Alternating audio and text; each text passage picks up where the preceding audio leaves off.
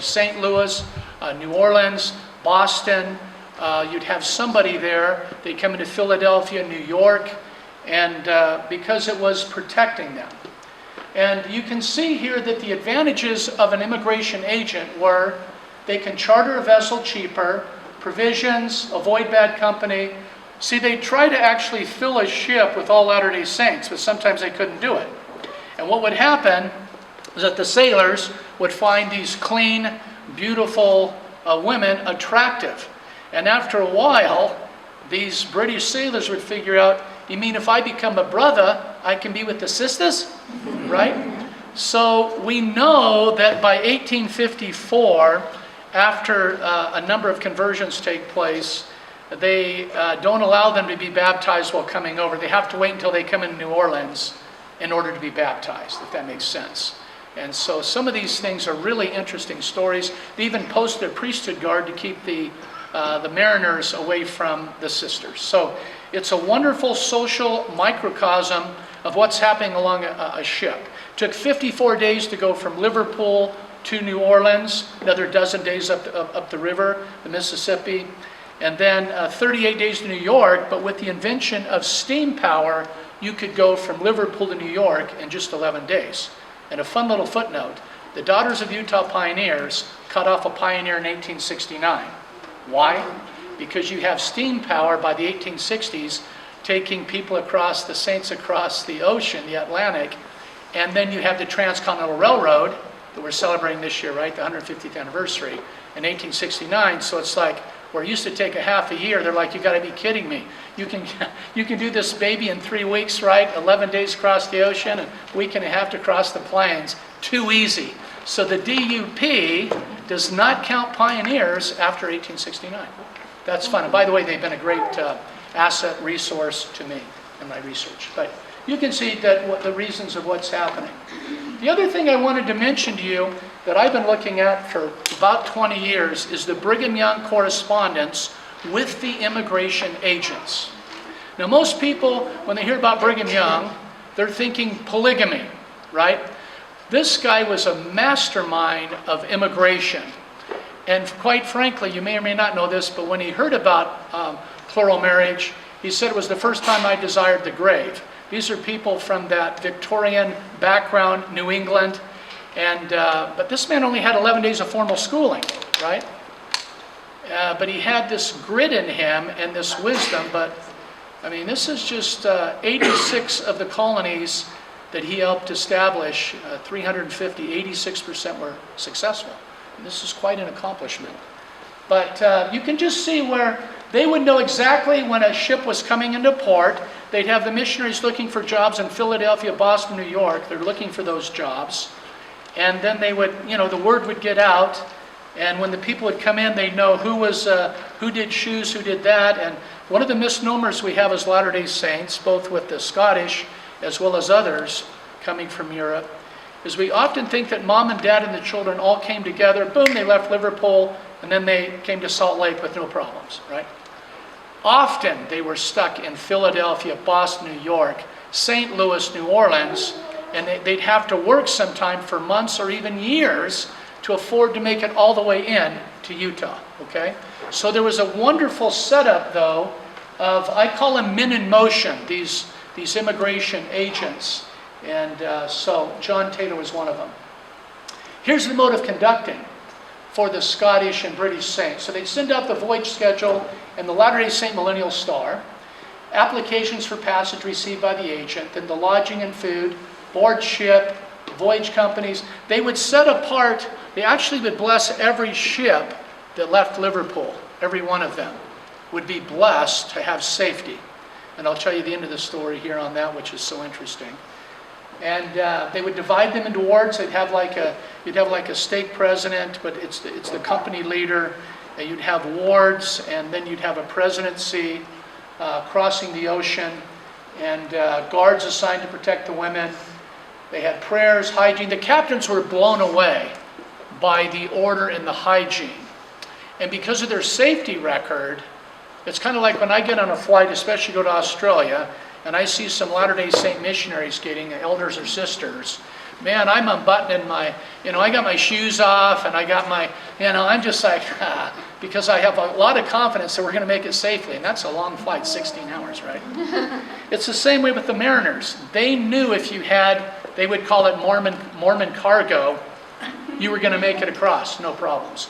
They knew this. Those salty guys, they knew it. And it's really interesting to read some of these accounts. Now, this is something, my wife and I, the last 3 springs, we have been at Oxford doing research on the look of Mormon, the Latter-day Saint image in the British mind. Mormon as far as how others view us. I have to be careful with that and with what I'm doing right now. But anyway, one of the things we came across was this wonderful government record where you have Samuel Richards is asked by the House of Commons, the British government, they're like, how do you guys do it better than anybody else? So they peppered him for 4 to 5 hours, he writes in his journal. And it's very interesting how, we can make ourselves the hero of our own stories, but it's quite different when you have the government going on record saying, nobody can do it better. What's your secret, right? Hygiene, order. It's because I believe section 136 in the Doctrine and Covenants, the immigration revelation, under the direction of the 12, people that were consecrated, they were in the covenant path. And they just did it in an incredible way. But some of these things I think are remarkable. So you had the mission home. When I was doing research, I kept wondering, what are they talking about when they cross the ocean, they write a letter back and they say, please give our best to 42. Like, what's 42? 42 is the address of the mission home, 42 Islington Street, right? That they would report of what marriages, deaths, or whatever, and they did it in the Millennial Star. The pull in the Nauvoo period was the Nauvoo Temple. This is a famous, the outhouse picture here, Mississippi's here, 1845 image. But when the call to gather to Zion, it was to build a sanctuary to the name of the Most High.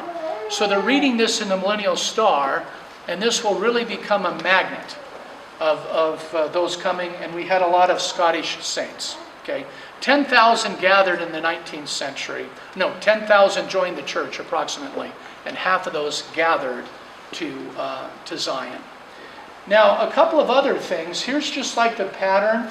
You can see coming up here into Nauvoo, New York, 3 vessels came into Quebec, and Joseph said, hey, can we find a more economical way? And so then they started going Liverpool to New Orleans, but that was the path of taking them. Now, these are the first 2 missionaries to Scotland. And it really begins in Canada, where you have these Scottish men, Wright and Molnar, that immigrate to Canada, and then Parley P. Pratt goes on a mission there, preaches the gospel, and he's handing out a pamphlet that becomes the most successful pamphlet in the 19th century called A Voice of Warning, a tract. And these guys will take those tracts and send them to their parents in Scotland. Okay, that's what's opening it up. So Samuel Molnar, his family is in the Edinburgh area, and later he'll do missionary work in Glasgow. And they'll come in first into Edinburgh, and then he goes north to Mornock. And by the way, he had smallpox. He got smitten with smallpox, and he just kept traveling, and the Lord blessed him, and he lived through it. But these are the first 2 missionaries that would have taught a number of people that ended up here. So you can see, really, these 2 areas will become, even today, Edinburgh and Glasgow.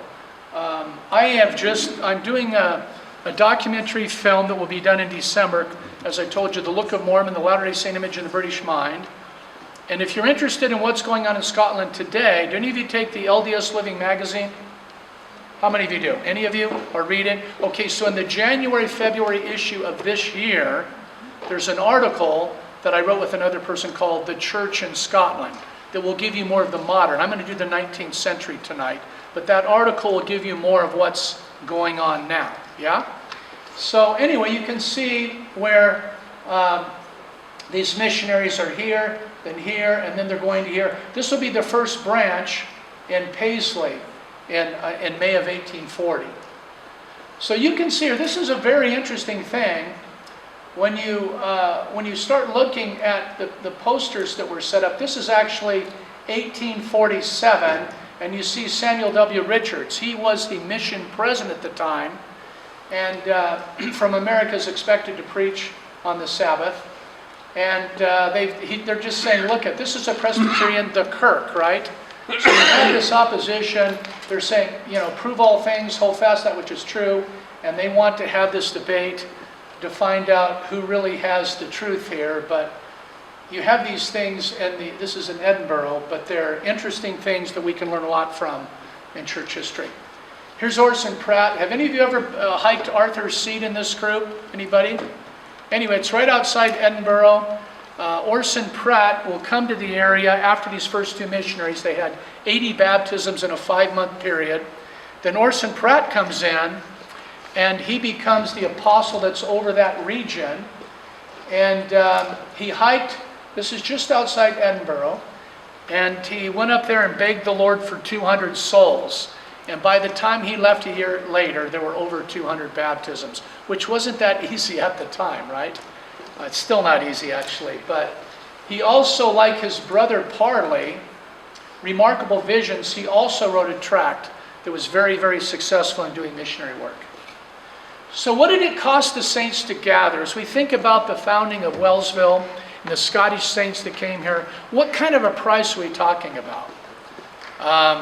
Any of you that are converts to the church, you know that when you tell your parents, in my case, they were actually grateful because of my life change. The word of wisdom is a wonderful thing, right? Isn't it?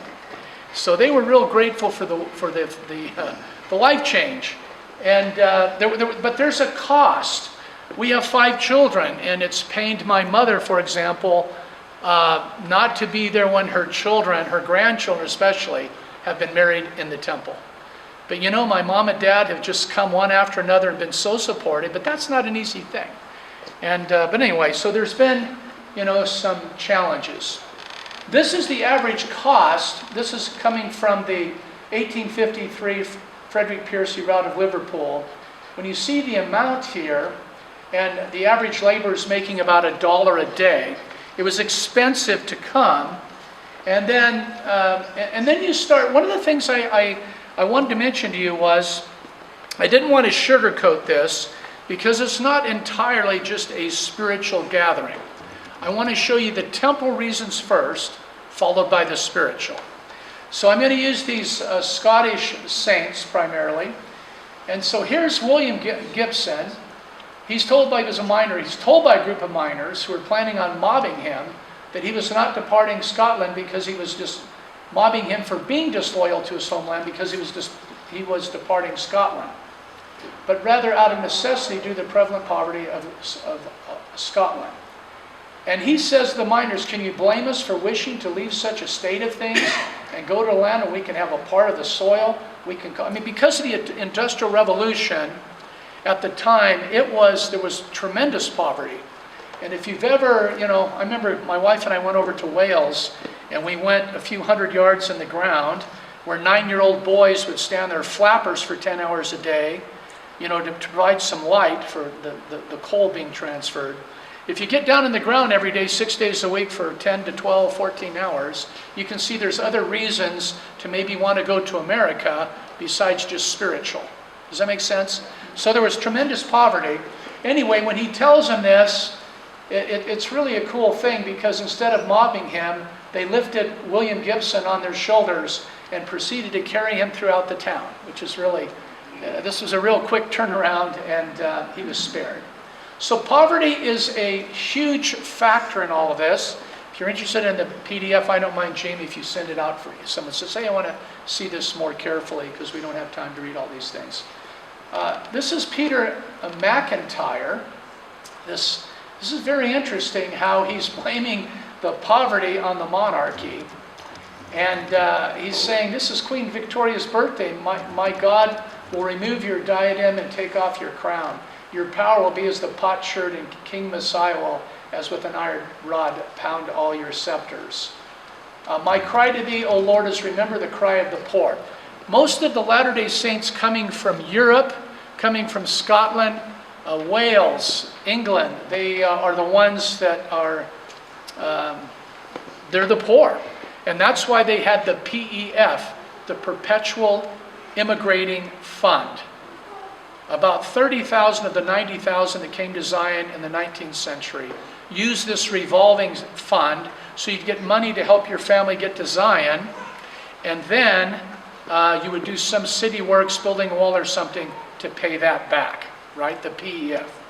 Today it's the Perpetual Education Fund. But it's very interesting, like Orson Pratt here, a little bit older.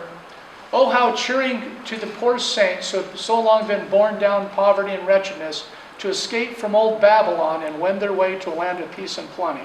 Now, this is some of the comments that the missionaries made that will really trigger the minds of the converts, right? A land that is rich in gold and silver and in the precious metals. So you can imagine when they're getting something like this from an apostle, they are not just thinking about, something more precious than gold, right? So you'll see this in the journals, the poverty. Here's his brother Parley. Here, too, we are all rich. Speaking of Utah, there's no real poverty. Where all men have access to the soil, the pasture, the timber, the water power, and all the elements of wealth without money or price.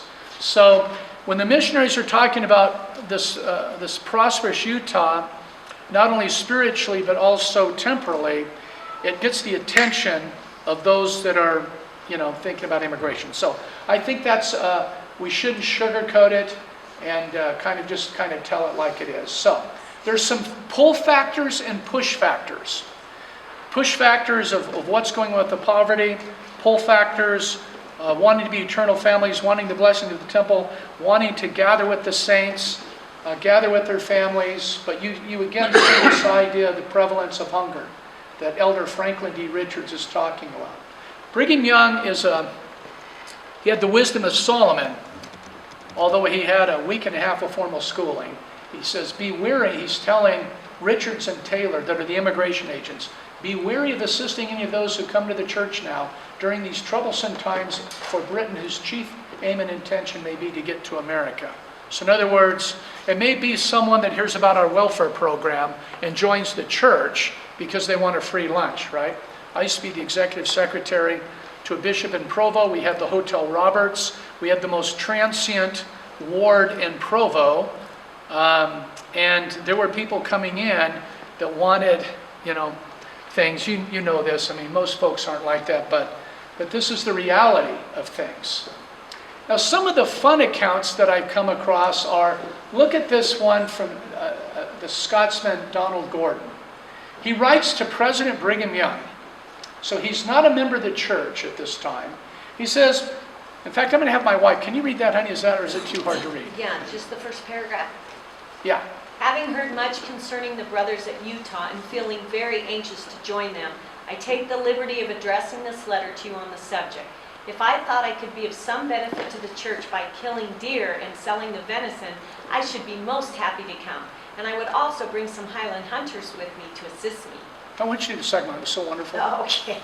If there are but few deer about your forests, I would willingly act as missionary to advance the interests of the church as far as in me lay.